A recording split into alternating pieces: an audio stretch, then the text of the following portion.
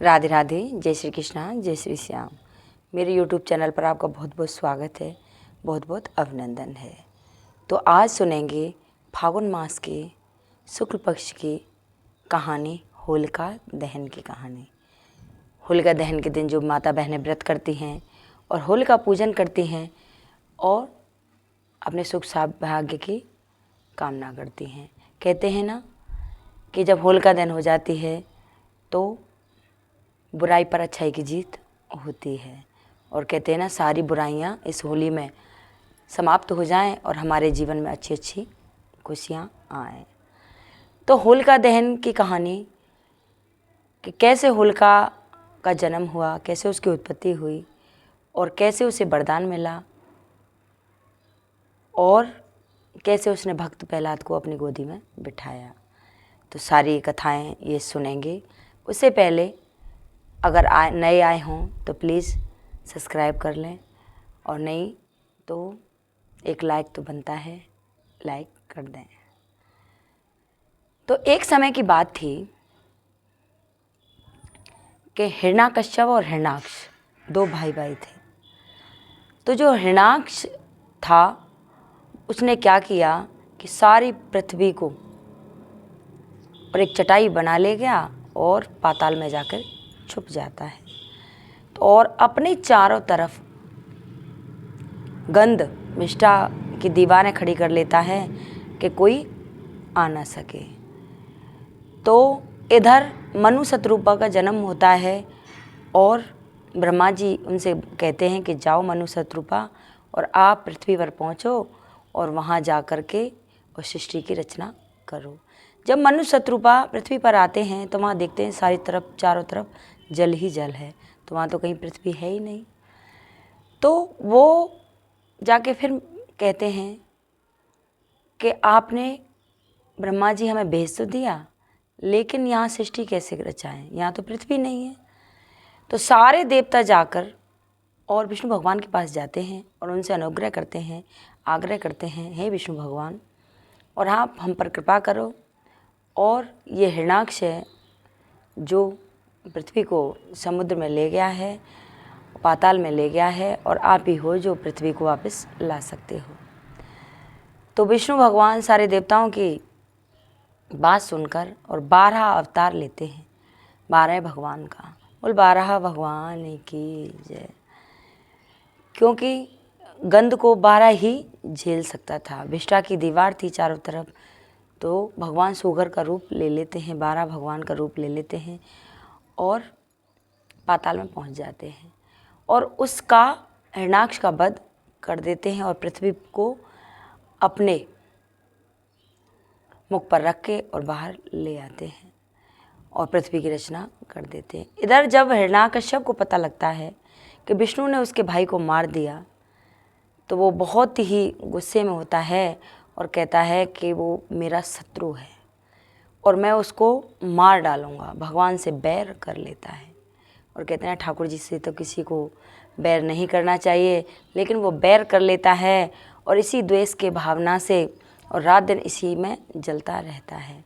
और एक दिन अपनी पत्नी से कहता है कि आज मैं कल सुबह तपस्या करने के लिए चला जाऊंगा और तपस्या करूंगा, क्योंकि मेरा भाई तो ख़त्म ही हो गया और मैं जब भी आक्रमण करता हूँ देवताओं पर और मेरी क्षति होती है, और इससे तो हमारे सारे राक्षसों का विनाश हो जाएगा। इससे जाऊँ तपस्या करूँगा तो कोई शक्ति मुझे मिलेगी, वरदान मुझे मिलेगा, फिर मैं देवताओं से युद्ध करूँगा। तो जैसे ही अगले दिन निकल के जाता है तो वो क्या देखता है कि एक तोता और विष्णु विष्णु विष्णु कह रहा था। गुस्से में वापस आ जाता है कि आज नहीं जाता। तो उसकी पत्नी जो होती है कयादु, वो पूछती है कि महाराज क्या हुआ, क्यों नहीं गए तपस्या के लिए। तो हिरण्याकश्यप कहता है कि एक तोता था और मेरे शत्रु का नाम ले रहा था कि क्या कर रहा था कि विष्णु विष्णु। ऐसे ही उस कयादु ने वो रात में कई बार रिपीट कराया।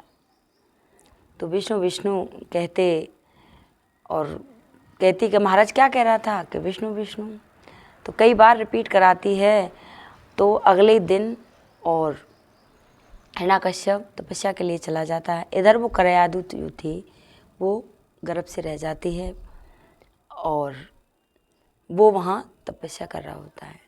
तो इधर फिर देवताओं की हलचल होती है कि देखो इतना बलशाली ये राक्षस है हिरण्यकश्यप और इसकी संतान होने वाली है, ये भी बहुत बलशाली होगी।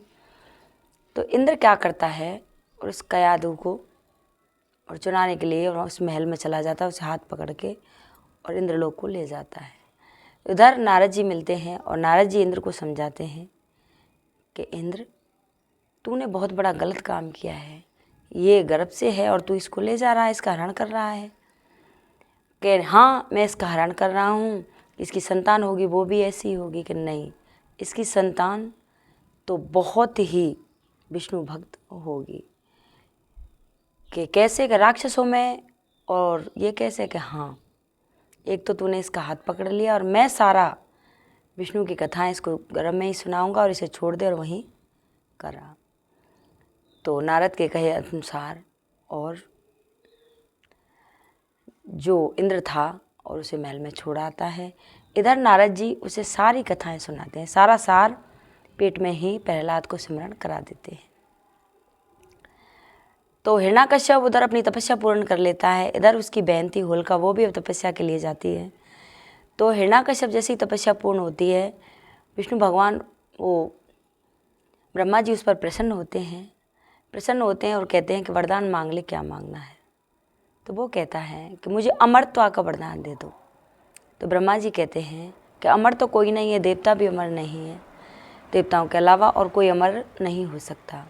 कि मुझे ऐसा वरदान दो कि मुझे कोई मार ना सके, कि तू जो चाहेगा अमरत्व के मतलब अलावा और भी कुछ मांग ले जो मैं तुझे दूंगा। इस पृथ्वी पर जिसका जन्म हुआ उसको तो मरना ही है। तो वो कहता है कि देखो मुझे वरदान दो कि दिन में मरूं न रात में, 12 महीने में से एक भी महीने में मरूं ना मरूं, अस्त्र से मरूं न शस्त्र से मरूं, बाहर मरूं न भीतर मरूं, ऊपर मरूं न पृथ्वी पर मरूं, ऐसा वरदान मुझे दे दो। ब्रह्मा जी इस पर प्रसन्न हो जाते तथास्तु कह के ब्रह्मा जी चले जाते हैं। इधर खुशी खुशी जब हिरण्यकश्यप आता है तो उसने देखता है घर में आके उसका छोटा सा एक बेटा हो गया है, तो उसका पालन पोषण करे, थोड़ा बड़ा होता है, उसको गुरुकुल में छोड़ाते हैं। तो गुरुकुल में उसको छोड़ देते हैं शिक्षा के लिए। तो जैसे गुरुजी पाठ पढ़ाते हैं उससे उल्टा पाठ वो पढ़ता है, सबको विष्णु विष्णु विष्णु विष्णु का ज्ञान कराता रहता है। सेम तो नारायण नारायण करता रहता है। तो उस जो गुरुजी थे उसको वहीं महल में छोड़ाते हैं कि आपका बच्चा हमारे और अन्य शिष्यों को भी बिगाड़ता है। हम कहते हैं आप अपना पिता भगवान है उनका नाम लो, और ये विष्णु का नाम लेता है, ये नारायण का नाम लेता है। तो उसके पिता को बहुत तेज गुस्सा आता है और उसको कहते हैं जल्लादों से जा ले जाओ इसे पर्वत से नीचे गिरा दो। तो जल्लादों से ले जाते हैं और पर्वत से नीचे फेंक देते हैं। उसकी माँ होती है वो बहुत रोती है, बिलाप करती है, लेकिन वो नहीं सुनते। तो पर्वत से नीचे जैसे ही गिर देते हैं तो विष्णु भगवान आते हैं और उसे गोदी में उठा लेते हैं और ले लेते हैं और उसे छोड़ के वहीं चले जाते हैं। तो उसकी माँ रोती रहती है और हिरण्यकश्यप कहता है कि मेरे शत्रु का नाम लेने वाले के लिए तू रो रही है। इतना ही कह पाता है, इतने में तो भक्त प्रहलाद वहाँ पहुँच जाते हैं। फिर उनका तो वही काम था विष्णु नारायण नारायण कहना। तो फिर उसको एक कोठरी में बंद कर देते हैं, सर्पों से कटवाते हैं।